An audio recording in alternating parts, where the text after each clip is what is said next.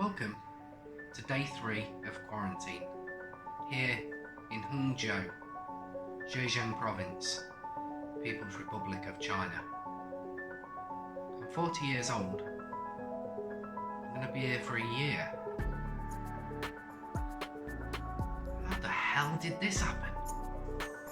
This is me. What?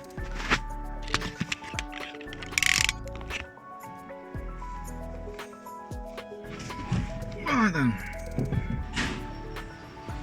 Drifting from one day to the next without a real goal.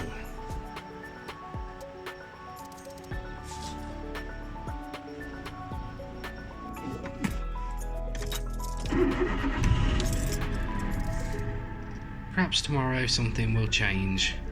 Perhaps tomorrow a new experience will come along.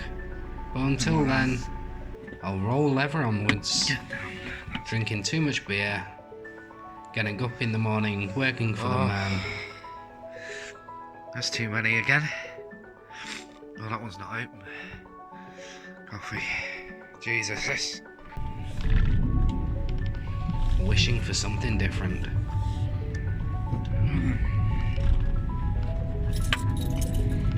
The sun's terrible today.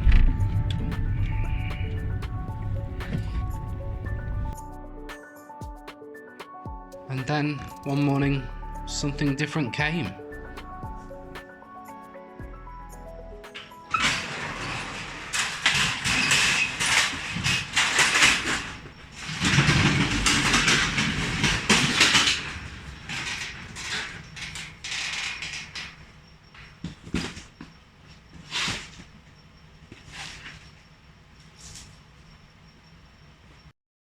So how did it all start then? How did it all begin? How did I get here? Well, it was a long and boring morning at Argos doing delivery, and I received an email.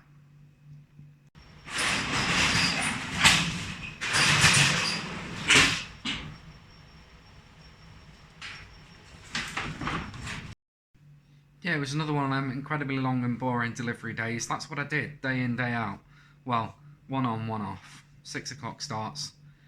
Boring. And then I got an email while I was at work and I was really low, and it was from an employment agency in China. I put my CV online exactly the day before, hoping for a different management job in the UK, and randomly the very next day they saw my CV online, saw that I'd got a bit of teaching in Europe experience, and contacted me.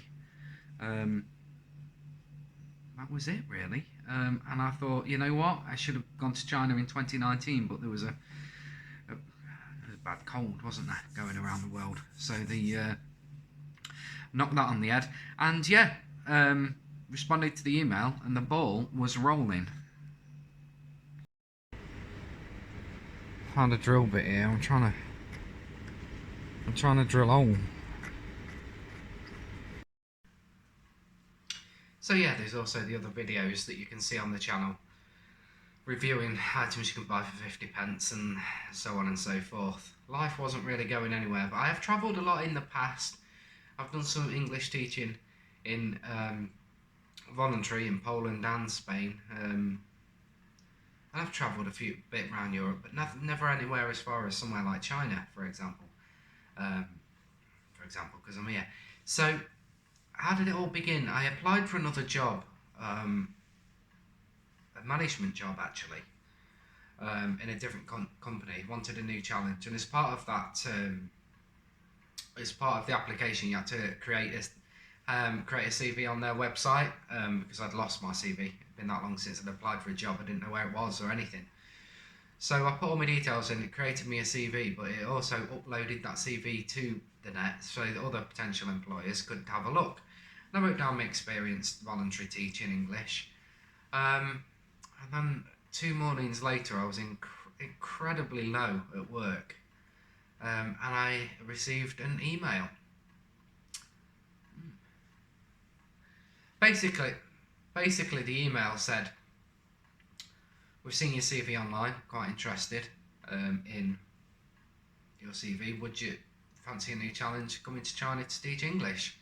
Now, we've all heard of coronavirus. We know that China's been a difficult place to come to. Got the zero COVID policy, so I think they sort of need teachers a lot more now than what they did before. Anyway, I received this email and thought about it and thought, yeah. I'd actually applied to go to China in 2019, back end of 2019. I'd actually got the job, but they said I'm going to be teaching in an adult learning centre in a place called Wuhan. Obviously, early 2020, things started kicking off a bit, and I decided not to go. And I've been waiting for 3 years to think of when I could go again. This email came through and I thought, maybe that's fate, maybe it's time. So I got back to them. This is working. Oh.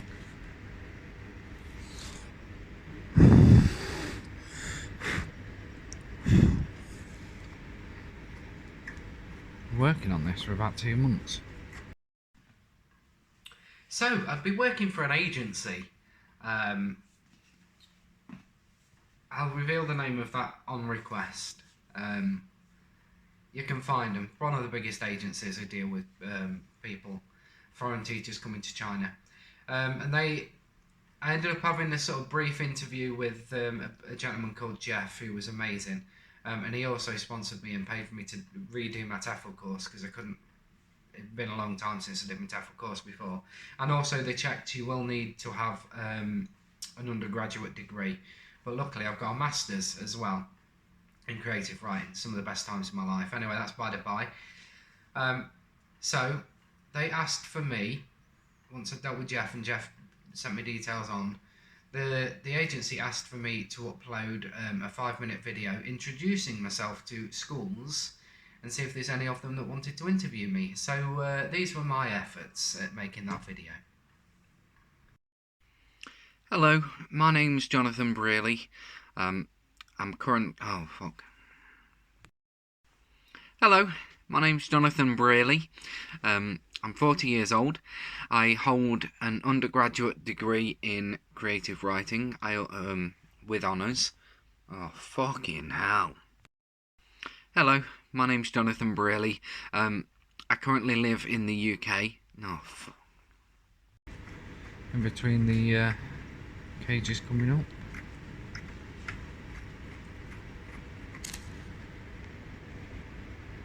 Not bad. Started another little one there, but I'm not doing that. Hello, my name's Jonathan Brearley. I come from England in the UK. I'm 40 years old. I currently hold a master's degree in creative writing with honours. It was a first degree. I also hold... Oh, fuck off.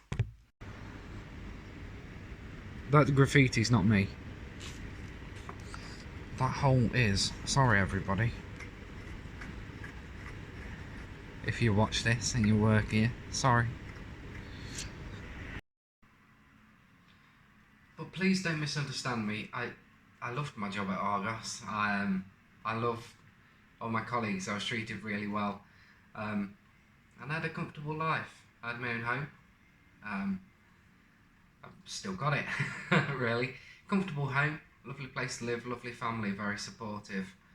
But when you spend your days making videos like this, you do sometimes wonder if there might be something a little bit more out there. Me on animals. Say that again, or no? Okay, alright. Would you like to challenge me on animals? It's not fucking scary at all. Can you repeat that? Aha. Say that again. Have you ever sat? Fucking hell. Say that again. Can you repeat that? No. Can you repeat that? Alright. Can you repeat that? Say that again. Say that again. Eh? Can you repeat that? Bollocks. Can you repeat that? Say that again. Say that again. Can you repeat that? I think I found it. I have a feeling that you were thinking of a flying dolphin.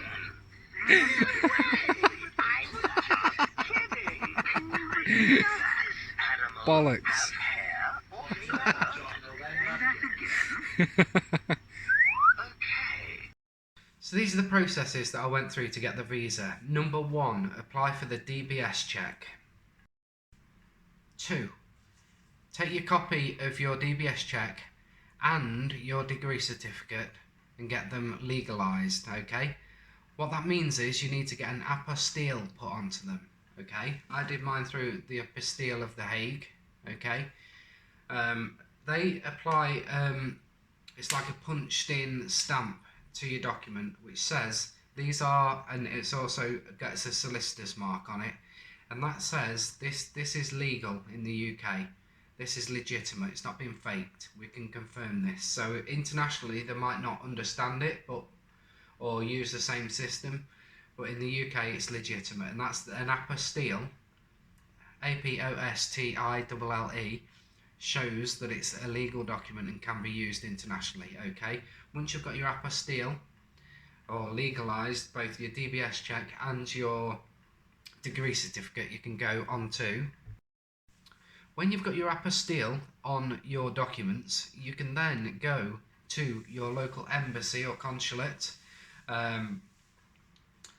to China. So in the UK, we've got one in Manchester, we've got one in London, and we've got one in Edinburgh, and there's one in Northern Ireland, I think, but the Northern Ireland one's closed. So if you're from the Northern Ireland, it's a hard process having to keep coming over.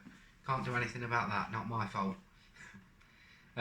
So you can then apply to get your documents legalised for China. Okay, your documents get you go in and apply for legalisation, as they call it. You take your documents, you fill out and do whatever you need to do. Go on the website. Okay, I did mine in Manchester,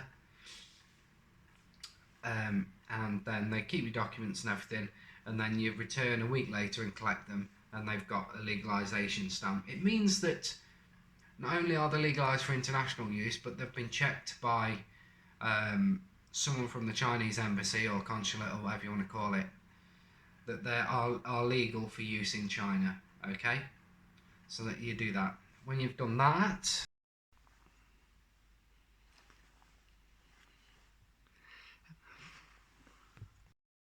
step number 4 is applying for the actual visa. That was good fun. So all your documents have been legalised and everything. You contact your company or agency in China. They should send you a notification to China. What that is, they send you your contract, and they also send you a notification to China, which is like a preliminary work permit. It's saying, we want to employ this guy. He's got a reason for being here in China, okay? We are who we are. We're going to be employing him when he gets there. So there's no reason for him not to get a Z working visa, okay? He's got a job to come to. That's a big point in getting your working visa for China, which is known as a Z visa, okay? So they sent all my notification and everything through. I had my contract, took all my documents, I took everything I could think of up to China, up to Manchester, sorry. Made me appointment on the Chinese embassy website. Well, it's the Visa Application Centre in Manchester, okay. Just Google search it, it comes up very easily, okay, and it's not that hard to follow. Right, went up there, applied for the visa. Bearing in mind, I'd booked flights already. Did it the wrong way round. I wouldn't recommend it doing it this way round. Booked flights to China to go on the 10th of October. Okay. Went on ended up, it got dragged out and difficulties and stuff and time commitments, and plus the fact when you're dealing with the embassy, the visa application centre in Manchester in the UK, they open 10 AM till 2 PM on Tuesdays only. So that drags your time in backwards all the time. So, gets up there on the 27th of September, put the visa application in. She said, yep, it's fine, it's all in order and everything. We'll have your documents back to you on the 11th of October. I said, you what? I thought they'd be back next week. Usually it's 3 to 4 working days, which means you collect your documents the week after on the Tuesday. No, it's Chinese national holiday. It's Golden Week in China. We're closed next week, so you'll have to wait until the week after. No problem. I said, it is a problem. I said, I've booked flights on the 10th, and she was a bit like, what can we do? Bless her, she tried everything. She was looking at towards other people? Can we help? Is there anything we can do for this guy? But there's just nothing. She says we wouldn't even if we posted it out, we wouldn't post it out until the 11th.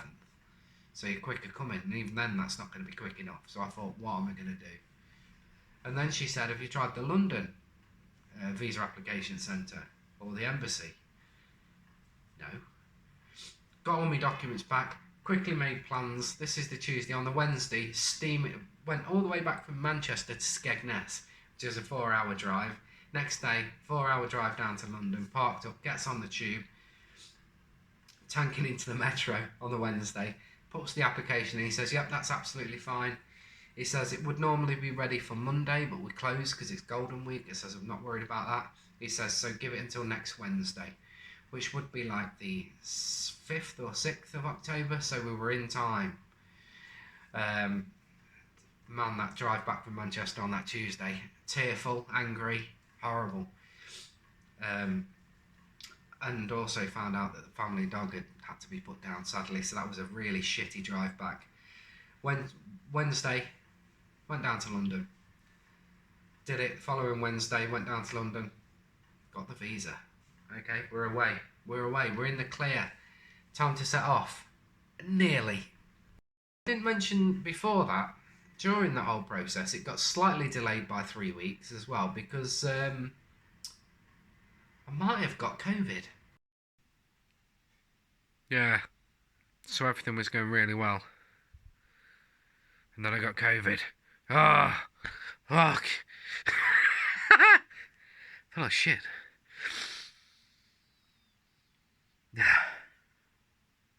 Well, anyway, apart from that, things are going well. Where were we?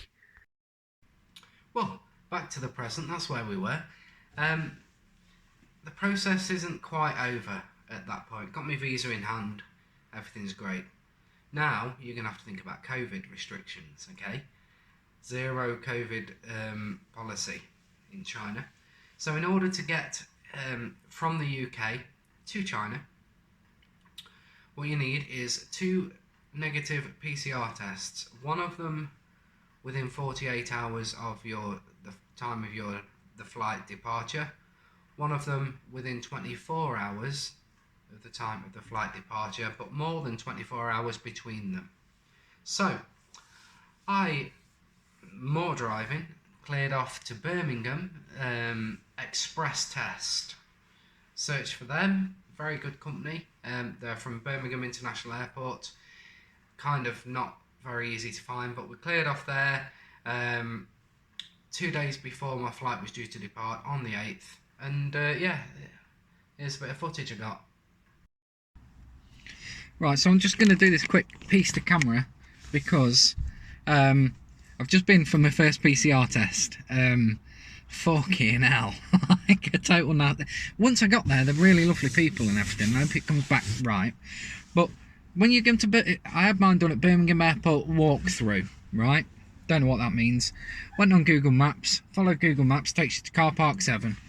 Got it here. Car Park 7 it takes you. It's not there. It used to be there. It's changed now. It used to be a drive-through service. Ignore that. Don't listen to that. Follow the actual instructions that are actually on the website for Express Test.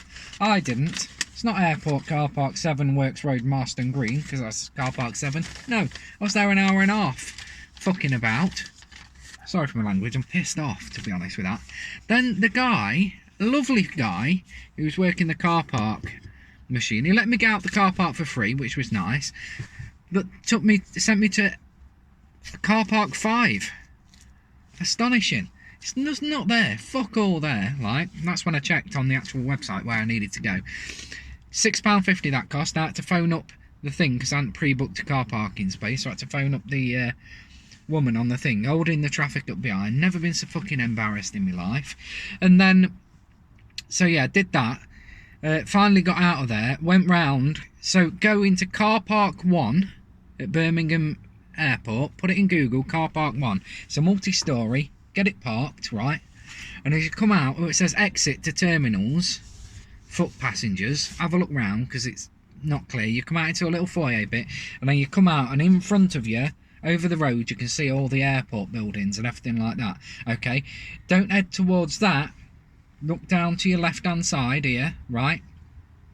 And you'll see billboards saying express test, express test. So you don't have to go across the road. It's to your left, and it's in a building there. You can't open the door, just rattle it a bit and someone comes. And they're lovely in there. And I've made a new contact about teaching in China and stuff, because she's hoping to go to China and do something. But fuck. And in parking, in that first car park, in car park 7, I parked like in some sort of abandoned multi-storey thing. Fucking forgot that there was a pillar behind me, crashed my car. So I've negotiated the sale of that, actually, and I fucking crashed it. So I've got a right scrape up this side now. So I think my 900 quid for my car could have gone down the shitter. So it's not been good, this ain't, but this is the final one. So your express test, what they do, they shove the swab up your nose and they twist it like that, and you're going. Right, and they do that for 10, 9, 8, 7, and there was only me there, really. It's not that busy, because things are calming down a bit. You still need it for China with COVID, but fucking hell, fire. It's, and I was talking to the woman in there for half an hour, that contact, but I can't believe it. I just can't believe that I've just crashed my car. Cost me £6.50 to get out the first car park. It's just cost me another £6.50 in that one, so that's 13 quid. I put 26 quid's worth of petrol in. I'm going to basically be destitute by the time I get there. Anyway, just had to have a rant. If you're doing your PCR test at Birmingham Airport, go to car park 1, okay, and use the pedestrian route to the terminals, okay, and you'll see the signs for it, left-hand side, express test, and then you go in, okay? So just remember that, and don't do what I fucking did. Because it's now 10:30, I arrived here at 8 o'clock, an hour early. I was nearly an hour late going in. Anyway, that's sorted that. I've done my piece of the camera. Right, see you later. Well, we're now heading in some way towards Leicester or something. Because I've got no data on my phone, so I brought my little Wi-Fi device with me. However, said Wi-Fi device has run out of battery, so I haven't got any battery for it, which means I've got no Wi-Fi, which means I've got no data, which means I'm navigating blind now. I have no idea. So we're on the M69. Towards Tamworth and Nuneaton, Junction 1 to Hinckley, and I think I've got to get the M1 towards Leicester. Welcome to Leicestershire, we're just coming in, so I'm struggling a bit here. I can't believe I crashed my fucking car, and everyone's driving so fast, it's stupid. So that was a fun 6.5 hour drive home. Should have been about 3.5 to 4. Oh well, I went all over the place until I finally figured it out. Right, so what happened next? Right, it's the morning of departure, and I think everything's sorted. The suitcase, nice and pink. I might put a little sticker on there, actually. I feel sick. It's the morning of departure towards... So, we head this morning down to Heathrow Airport for 7 PM so that I can do my second PCR test, okay? And then when we've done that, we go round London to Gatwick, South Terminal, where I spend an evening there because it's not worth getting a hotel. And then at 6:45, we fly to Geneva from here in the UK. And I'm pooing my pants. It's very nerve-wracking. Adventure awaits. Right, see you soon. Well, there was nothing left for it. I set off. James said goodbye to me mum and my dad, and it was really hard, if I'm honest with you. It was heartbreaking, actually. I can remember like proper having to hold back tears. Anyway, so yeah, and I got some high quality footage of the drive down.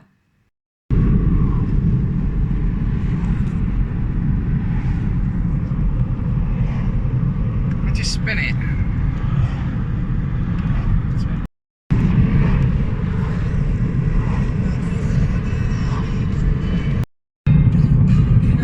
I'm sorry. Well, on the M25, just passing Cobham services. We've been to Heathrow Airport. Hang on a minute. I just spin this round.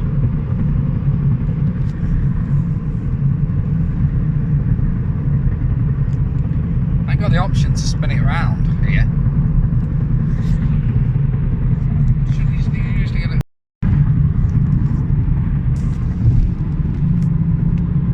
Right, we've been to Heathrow. Did we test? Use the old try and pop your eyeball out through your nose technique, which was alright. James is still driving. We could actually find a little pub next to Gatwick Airport and enjoy a little meal. So that was good camera work as well. So, oh god, listen to that old car. Right, so we're going to go enjoy a little meal at the pub. Because James isn't going to leave me too early, which is very nice of him. Really appreciate it. Right, next stop. And that was it.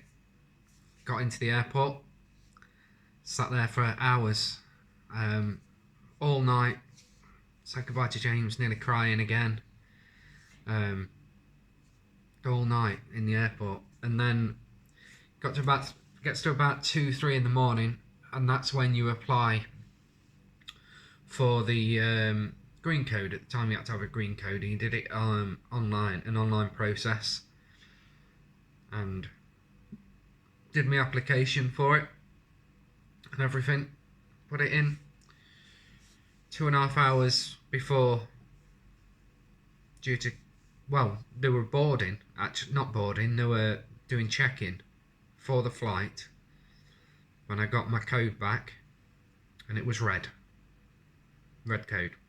I was going nowhere. So I had to I got on WeChat to Nicole, who worked at Hyder at the time. It was a total disaster. I didn't know what to do. I thought the dream was over. I was going nowhere. And then she basically says, look, there's a different plan. You don't have to go via, you've lost them flights. Well, actually, don't worry too much. James told me to get on the flight to Geneva, Switzerland, and I could get on that regardless. So I did, but I had a red code for China.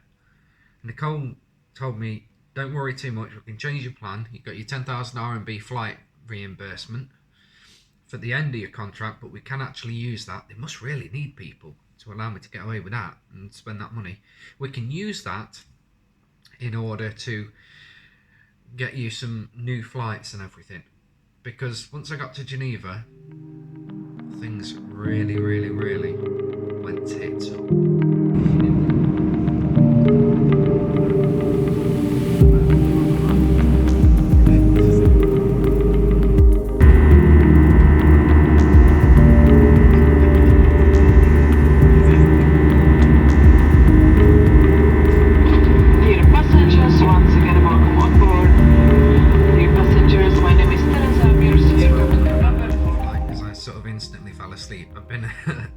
Up all night, literally all night, stressed out, didn't know what I was doing, and just kind of fell asleep. Just literally, like, you know when you just think you blinked your eyes, and I went, oh, where am I? And like, we were on approach to landing. That was it. That was that flight done. But yeah, we headed to Geneva in Switzerland, and as you'll see in part 2, I was going nowhere. Right, see you then.